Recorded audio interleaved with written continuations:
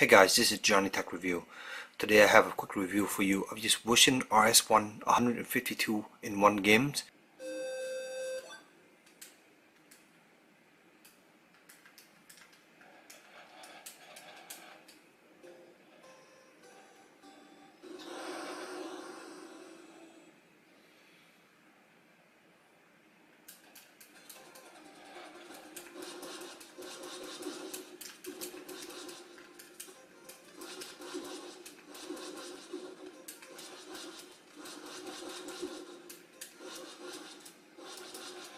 This little game device here basically run a bunch of different 8-bit game, basically Nintendo game, and they claim to be 152 games in one, but during my experience of using them I actually found out they're a little bit less, and I'll explain that in a minute here.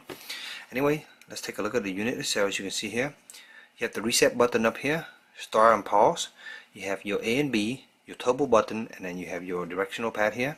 Here at the bottom here you have a small little speakers.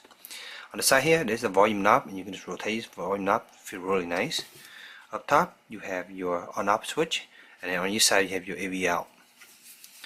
In the back of the unit here you have a little battery compartment, and inside it takes 3 AAA, and I just put cheap AAA in there. It seems to work pretty well. It doesn't use that much energy, so it works pretty good. It comes in a box like this here, as you can see, and here you have some instructions, same crap I just explained to you. And there's also a small little user instruction, I believe, and here we go, and it's in Chinese over here, English over here, and it explains to you how to use your device, how to do maintenance, and those kind of things.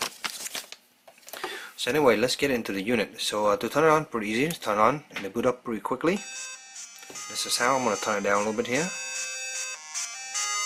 See, it gets pretty loud, but I'm going to turn it down here a little bit. You can turn it all the way off and it make no noise.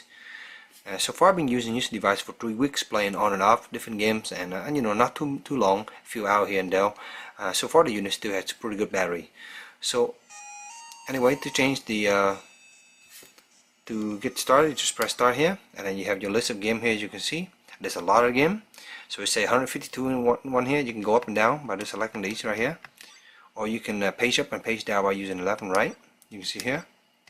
So they claim to be 152 game in one, but during my experience playing with these, and my friend also pointed out that a lot of these games are actually not different game, but they are rather a different level, because as you know, NES game, a lot of them do not have save mode. So the way they combat this is basically give you a different level. So here you have CONTRA 1, which literally means CONTRA level 1, and it's also a different CONTRA.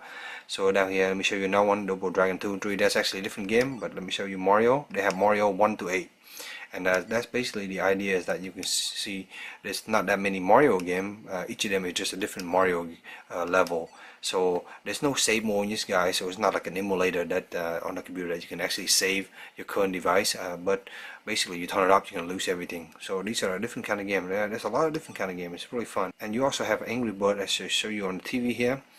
I do notice that when you plug this guy into the TV, your screen will go black, and everything is output to the TV, and they use an AV port. You have one audio and one video cable, and so the sounds can be mono, and it's not going to be stereo at all. Anyway, these are some of the game. It works pretty good, but I do want to point out the biggest flaw of this device. I'm going to show you here in a minute here. You can see Mario 5, Mario 7, but if you click on Mario 7, for example, here, start right here, you actually get Super Mario Bros, and you press start here, and then you actually get World 7-1. So as you can see here, and I don't know if you notice this, but you know, what's wrong here?